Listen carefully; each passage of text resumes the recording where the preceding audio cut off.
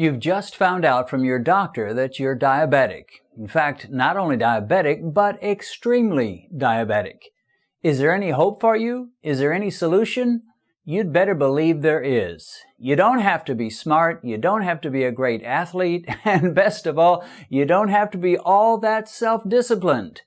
If you'll watch enough videos like this one and many others like it on YouTube, if you'll read enough books, if you'll listen to enough testimonies of those who have found the answer, you'll have all the self-discipline and all the motivation you need to move forward out of the swamp of diabetes and into that good land of great health and quality years that will last all the way into your old age.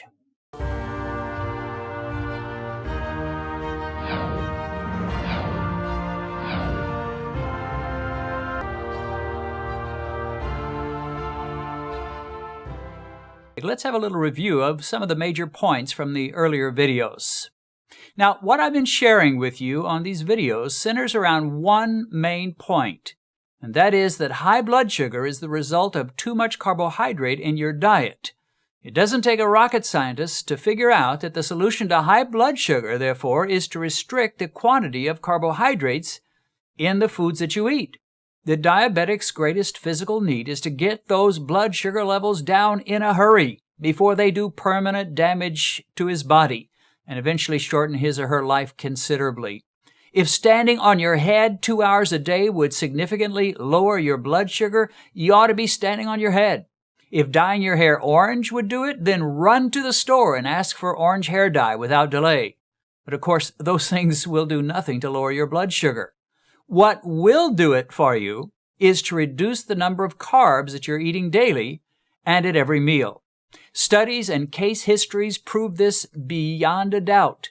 But you don't have to look at the studies. Simply buy yourself a blood sugar meter and start testing yourself before your meals and 1 to 1.5 hours after you finish your meal. You'll easily see that nothing raises blood sugar like carbohydrates. Now, I can get my blood sugar over 200 if I want to, and in a test later in this video, you're going to see me do it. But I can also choose meals that will barely budge my blood sugar, leaving it below 120, meals that are satisfying and taste great. So why should I choose a big spaghetti dinner with a huge chunk of French bread and a big piece of apple pie a la mode, which I know is going to do terrible things to my blood sugar, when I could eat a steak, a salad, and an avocado, which will produce a very slight rise to my blood sugar? Well, the obvious answer is I shouldn't. There are a lot of so-called experts and nutritionists that have somehow missed this very basic point. Now, I get a diabetic tip of the week in my inbox from Blue Cross Blue Shield, and one of their recent tips was this: use whole wheat pasta and low-fat cheese in your mac and cheese to add fiber and lower fat. Now, did you hear that? They're saying it's okay to have your mac and cheese, just use a little whole wheat pasta and low-fat cheese and everything is gonna be fine. That is absolute nonsense. First of all, low-fat does more harm than good for a diabetic. And secondly, what would a diabetic be doing eating mac and cheese? This is just a small example of that tired, stupid argument that diabetics have merely to change from white grains to whole wheat, and all their problems will be solved. The one thing we all need to understand is that high blood sugar will gradually destroy our bodies, our organs, our eyesight, and our feet. You've heard people say flippantly, "You're killing me." Well, that's exactly what high blood sugar is doing to you, but the deceptive thing about it is that it's doing it gradually, hour by hour, day by day, and month by month. A single high-carb meal that raises your blood sugar is not that much of a problem. But when high-carb becomes a lifestyle, as it is for so many Americans, you'll eventually pay a terrible price. It's not really a matter of if, but when. In previous videos, I've shared a few quotes by Dr. Richard Bernstein. Dr. Bernstein is in his 80s by now, and he's been a type 1 diabetic since his youth. The doctors put him on a low-fat, high-carb diet, and by the time he was in his early 30s, his body was falling apart, and he had all kinds of physical maladies. He discovered by trial and error that he could keep his blood sugar at normal levels by radically restricting his carbohydrates and then injecting tiny amounts of insulin to cover those few carbs. His physical problems nearly all reversed, and he's been healthy and active ever since. He's still practicing medicine and helping diabetics at an age that most people are either retired or dead. He's created a great many videos which he calls Diabetes University, and you can find these on the internet. Now here's one more thing for you to consider. We often talk about a low-carb diet, but really that's a misnomer. When you reduce carbs and cut out sugary drinks, pies, candy bars, ice cream, and so forth, and you reduce your starches, what you're really doing is simply getting back to the way our ancestors ate originally. Historically speaking, soda, candy, and unlimited quantities of bread products represent a very new phenomenon. What we call low carb is simply the way people used to eat in days past. When you cut your carbs until your blood sugar falls in line, you're not really going low carb.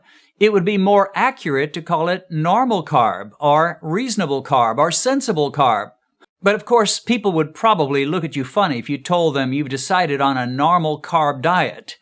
But in any case, don't feel like you are some kind of a sacrificial martyr for the way you eat once you bring your diet under control.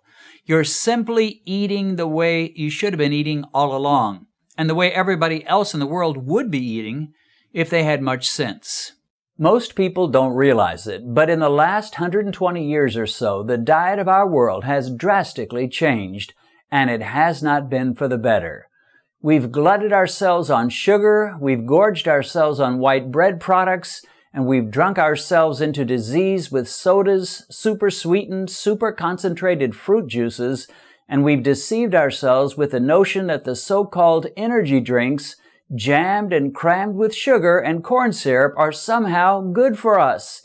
When you forsake all these pathetic, miserable pretenders of food and drink and get back to eating the way our Creator intended, you'll be amazed at just how quickly your glucose levels will begin to behave themselves and fall back near the normal range. So, a little pep talk today. Actually, I pulled that video from a part of our video series on DVD that we've been creating for the last several years. So that goes back a few years, but it's still relevant. Now, what I've just said to you, a lot of people could have told you, but many of you needed to hear it. Sometimes it's the simple things that are the most powerful. Well, that's it for today. If you found this video helpful, give it a thumbs up and YouTube will be a little more likely to promote it and more people will be able to see it. And consider subscribing to this Beat Diabetes channel and then click the little bell icon so that you'll be notified every time we post a new video. That's it for now. God bless and see you again soon.